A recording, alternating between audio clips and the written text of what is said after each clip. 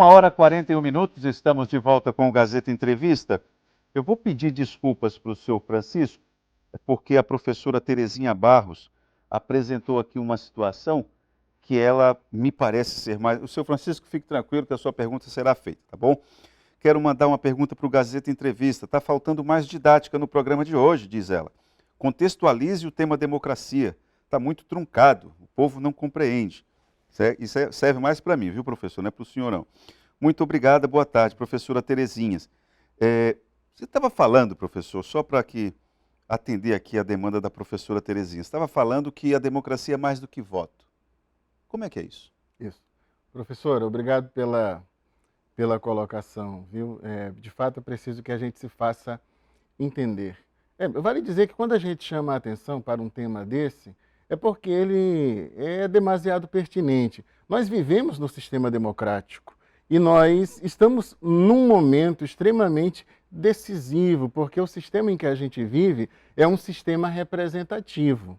Os indivíduos que têm direitos políticos, os cidadãos, exercendo o seu direito de voto, escolhem um representante. Mas, vale dizer, esse direito do voto é apenas uma das muitas dimensões da democracia, porque ninguém vota num candidato tão somente por votar, tão somente por escolher um candidato. Escolhe-se um candidato na esperança de que ele leve em consideração os anseios da população. Portanto, o sistema representativo e o voto são apenas um meio para se atingir um fim social. O indivíduo, sobretudo a maioria da população que é trabalhadora e pobre, elege alguém na esperança de que tenha no seu bairro ou próximo de sua casa um posto de saúde, com remédio, com um enfermeiro, se possível, com um doutor, para que tenha ali nas redondezas de sua casa uma escola com qualidade, para que ela tenha habitação, para que tenha segurança, para que tenha saneamento básico. Ora, o conjunto de tudo isso e outras coisas é o que corresponde a outra dimensão da democracia, que é a sua dimensão social.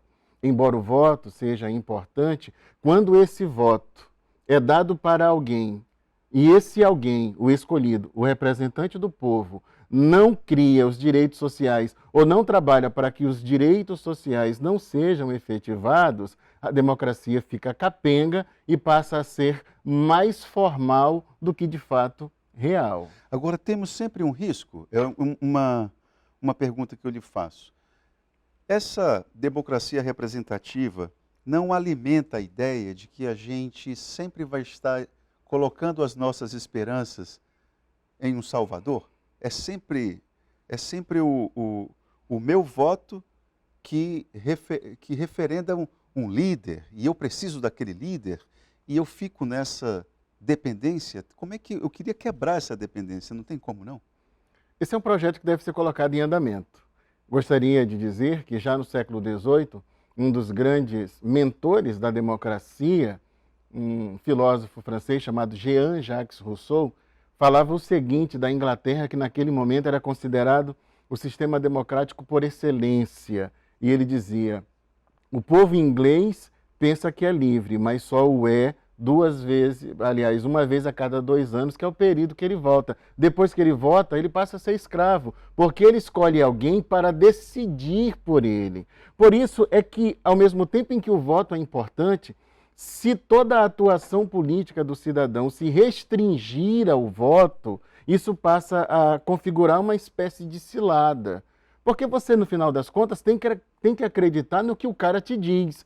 E no período eleitoral, ele vai dizer o que você quer ouvir, aquilo que de alguma maneira possa atrair votos para ele.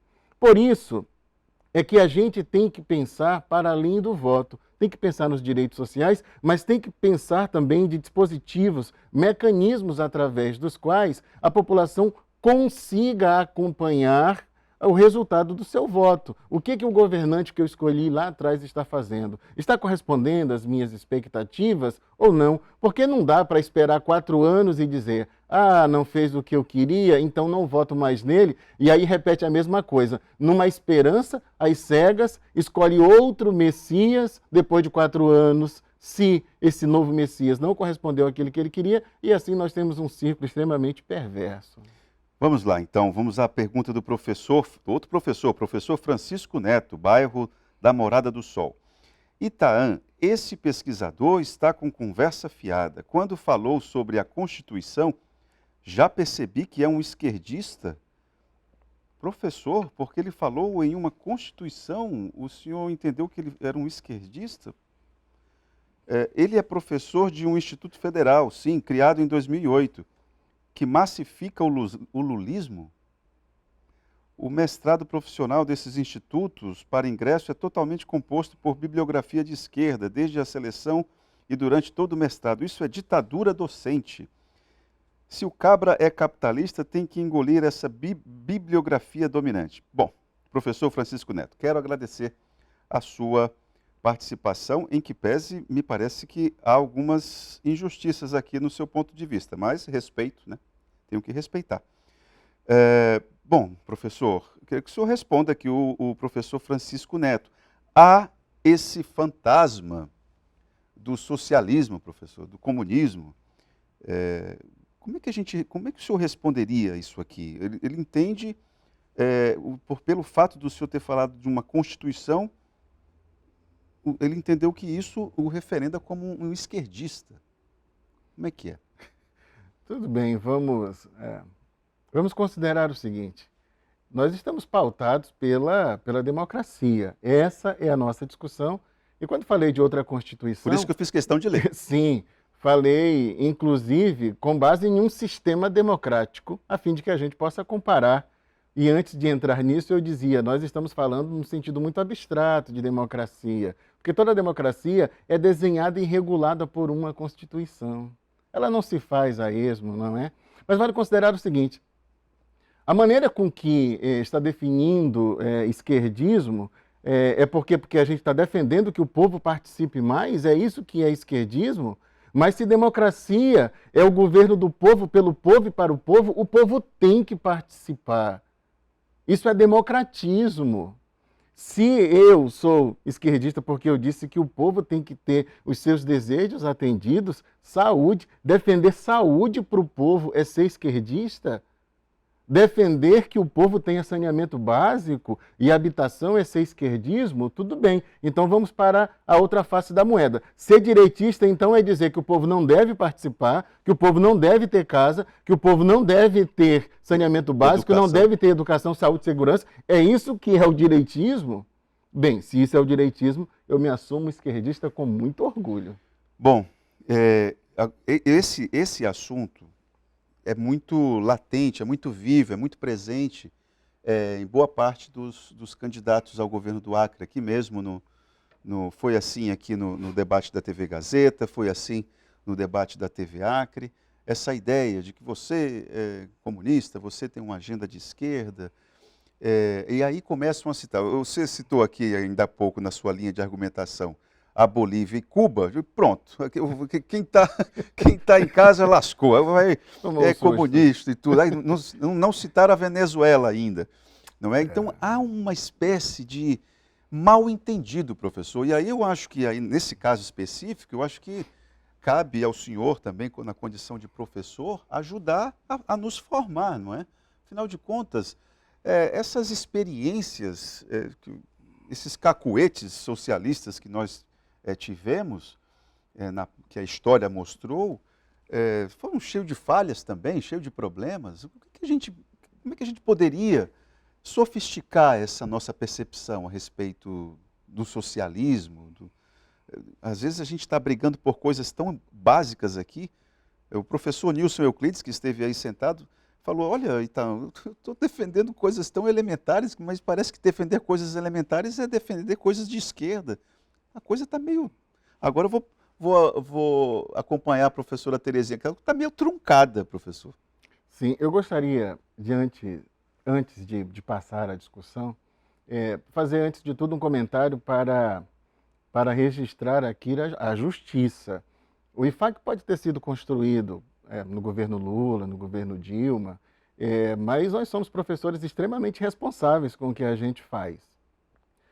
Eu tenho uma ementa que não fui eu quem desenhou, essa ementa, que é o conteúdo que a gente vai discutir em cada disciplina, atende a parâmetros nacionais. E os nossos alunos, quando forem enfrentar o Enem, terão que responder as questões baseadas nisso que a gente discutiu em sala. E aí nós temos autores liberais, neoliberais, clássicos, de esquerda, em que a gente discute um mundo de coisas. Ali eu não fico construindo as coisas segundo a minha ótica apenas. E eu nunca constrangi nenhum aluno. A gente sempre se diverte muito quando há opiniões diversas e todas elas são expostas com muita liberdade e com muita clareza. E diga-se de passagem, no Enem nós somos referência hoje. Então, quer dizer, não há doutrinação. Nós estamos preparando os nossos alunos muito bem para concursos públicos e para o Enem. Não, eu vou só para fazer justiça também, lembrar aqui uma fala do professor Carlos Franco, economista, professor da Faculdade de Economia da UFAC, que sentado aí, esta semana, falou que o corpo docente do IFAC, de Cruzeiro do Sul, é mais qualificado do que aqui a própria UFAC, em vários sentidos. Isso foi dito aqui esta semana ainda. Mas vamos lá, vamos seguir aqui. Boa tarde, que tema importante o de hoje. Precisamos oportunizar mais questões como esta em outros programas e datas. O doutor Ismael tem muito a contribuir e fomentar conhecimento. Fico pensando quando acordaremos deste sono no que tange a construção de uma nova participação social. De fato, ela não surgirá das instituições construídas pelo Estado, e muito menos dos movimentos sociais que contemporaneamente perderam o próprio porquê de existir. Eita! Sobre isso, você pode perguntar ao professor Ismael quando e onde ele vê uma possível construção a emergir? Nós estamos passando por um momento de crise, como falei. Há alguns que falam, inclusive, do fim da nova República. Eu não sei se será tanto, mas digo que nós temos uma nova geração surgindo aí, e é uma geração inquieta, mas carente ainda de referências. O que está por vir é aquilo que a gente precisa construir. Se tem uma coisa que está clara para a gente, é que o sistema do jeito que está posto, embora em alguma medida corresponde ao que a gente quer, ficou muito aquém. A nossa própria Constituição, que dá a referência e regula o nosso sistema democrático, foi esvaziada em muitos de seus pontos. E é preciso, então, olhar inclusive para isso. Nós temos que repensar a Constituição. Não para torná-la ainda mais inacessível e impermeável à vontade popular e à atuação do povo. E é por isso que digo que não é simples, não é apenas com boas vontades que a gente vai reformular o nosso sistema, e no caso agora que trouxe a Constituição. Nós estamos falando de relações de poder. Em 2013, nós tivemos um despertar de uma manifestação política que tomou conta de todo o Brasil, mas depois dali houve um recuo. E hoje nós estamos passando por esse momento de refluxo. E isto por quê? Vou ter que colocar isso da maneira mais clara. Nós estamos passando por um momento de extrema crise na nossa democracia, porque nós temos alguns sujeitos insinuando que não vão respeitar o resultado das urnas, dependendo do que ele seja. Vale considerar, até aqui, ninguém colocou sob questionamento o nosso sistema eleitoral. Ninguém. Porque até aqui ninguém trouxe provas contundentes que pudessem sustentar esta dúvida. Agora, momentos de crise não são momentos, digamos, fundamentais, vitais, estratégicos para a gente superar problemas? Exatamente. O que falo é que nós temos uma oportunidade se abrindo, mas nós não temos, diante desta oportunidade, até agora, um movimento consciente e que tenha força o suficiente para poder apontar direções. Vamos considerar, os sindicatos estão muito enfraquecidos, por um lado porque se atrelaram a certos partidos, mas por outro também porque eles se esvaziaram de poder à medida em que a tecnologia entrou no processo de produção e criou milhares e milhões de desempregados. Que é um problema que está velho dentro do sistema capitalista. Exatamente. Isso aí não é novidade. Como é que eles vão fomentar uma nova identidade? E os movimentos sociais que se estão formando são ainda muito fragmentários. Nós temos alguns movimentos pelas redes, alguns movimentos enfocando muito mais o elemento das questões étnico-raciais, da identidade, da diversidade sexual, mas todos eles estão cada um do seu lado, sim encontrar, neste momento, uma pauta mais ampla que os possa unir e orientá-los em dada direção. Esse aqui é o problema. Enquanto nós tínhamos um movimento de classe forte, os sindicatos poderiam apontar e os partidos vinculados aos sindicatos conseguiam dar uma orientação. Nesse momento nós não temos isso. Teve não sei se diria uma escola, mas havia uma tendência entre os sociólogos, colegas seus, e aí com destaque para o português Boaventura de Souza Santos, que falava o seguinte: olha, se os partidos políticos eles esgotaram a proposta deles, que foi pensada, vamos colocar aqui mais recentemente, pelo pensamento moderno, então os partidos políticos esgotaram as propostas dele. Então nós temos os movimentos sociais como se fosse o grande instrumento. Você apostaria nessa ideia, não? Poderia apostar, mas isso também sofre variações de acordo com o território para o qual você olha.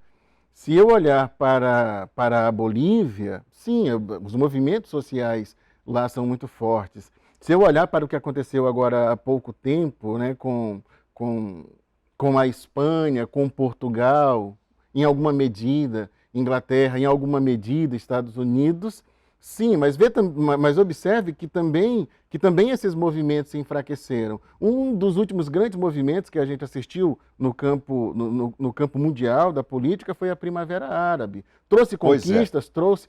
Mas o que depois... é feito disso? Pois é. O que é feito disso?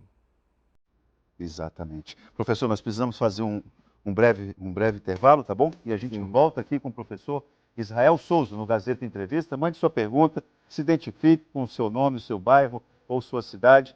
Faço questão de colocar sua pergunta aqui para que a gente debata, tá bom? Obrigado. Vamos para o intervalo e já voltamos.